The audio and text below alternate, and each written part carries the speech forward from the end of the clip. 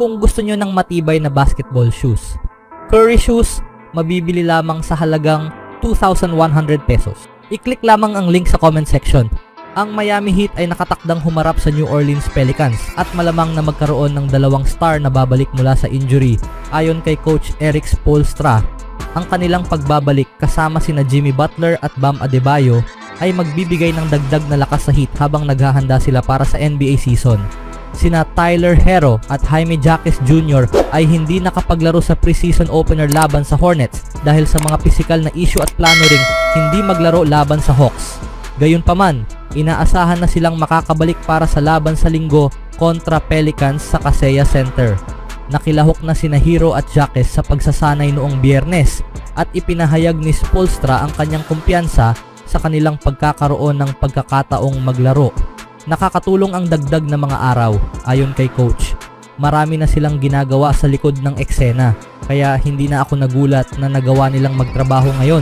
Si Tyler Herro ay may nararamdamang issue sa kanyang kanang singit, ngunit ipinahayag niyang hindi ito seryoso noong media day. Maraming takbo at nagkasakit ako kaya kailangan ko ng ilang araw. Bumalik na ako, ani ni Herro. Nang tanungin kung magiging available siya para sa laro sa Linggo, kumpiyansa niyang sinabi, oo dapat, tingnan natin kung ano mangyayari. Si Jaime Jaquez Jr. ay gumagaling mula sa isang strain sa kaliwang singit. Nakaramdam ako ng paninikip sa aking singit, kaya ipinaalam ko ito sa training staff.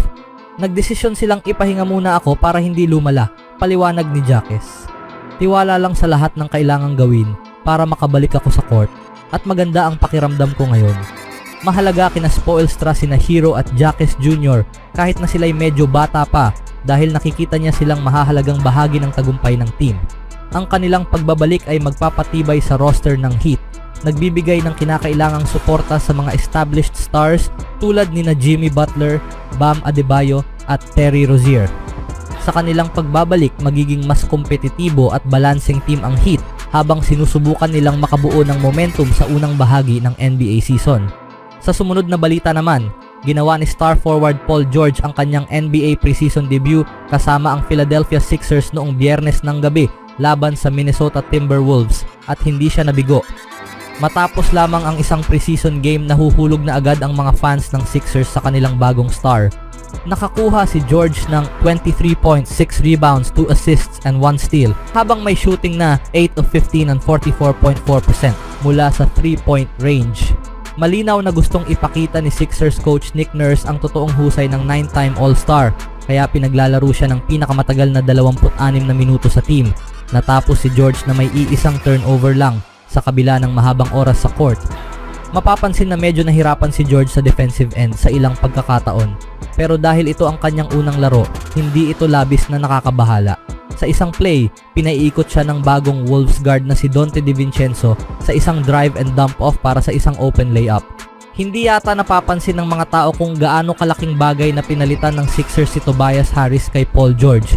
Ayon sa isang user, ito ay karaniwang ideya ngayong gabi sa NBA community dahil hindi inaasahan ng marami ang ganitong kalaking agwat ng husay sa pagitan ni Harris at George.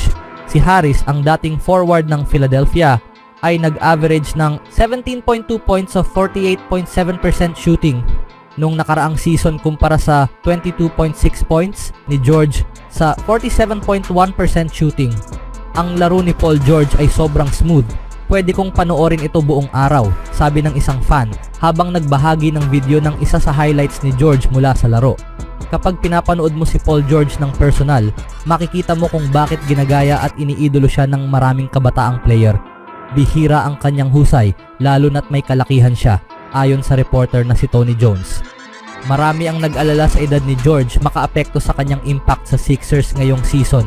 Ngayon kitang-kita na hindi magiging hadlang ang kanyang karanasan. Ano sa tingin niyo mga kaibigan?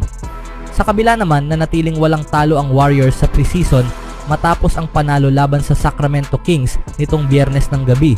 Ngunit ang panalo ay tila huling bagay sa isip ng mga tao sa Chase Center matapos ang isang nakakatakot na sandali para kay Stephen Curry, ang all-world point guard.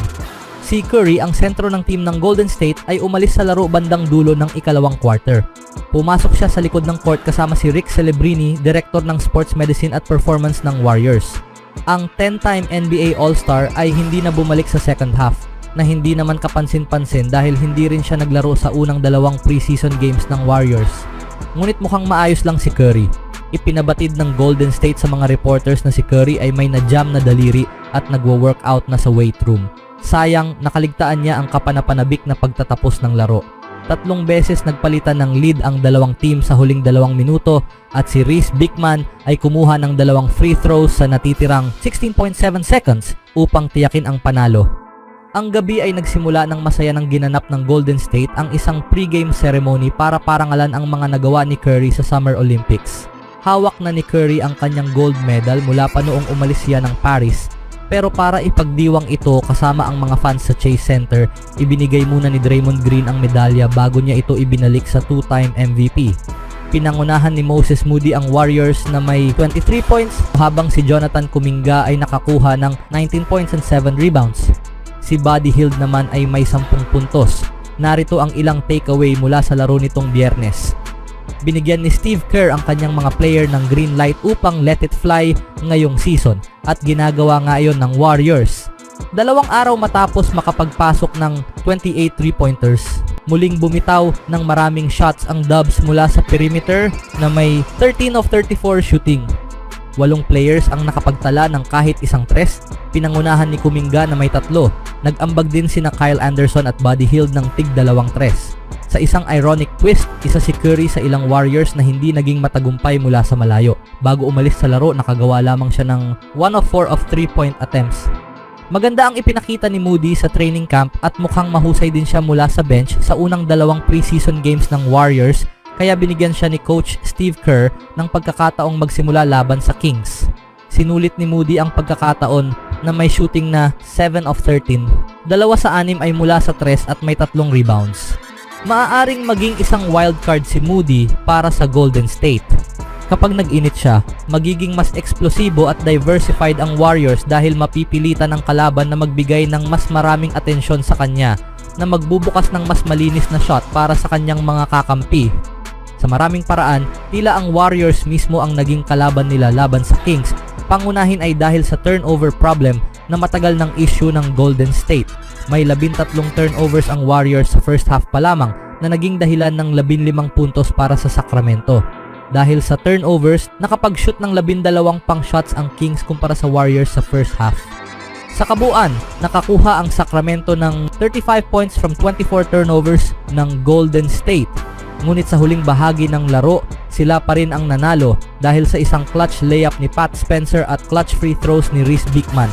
Sa 3 preseason games, tila maganda ang pinapakita ng Warriors at dapat nilang panatilihin ang ganitong laro upang makakuha na naman ng isa pang kampyonato.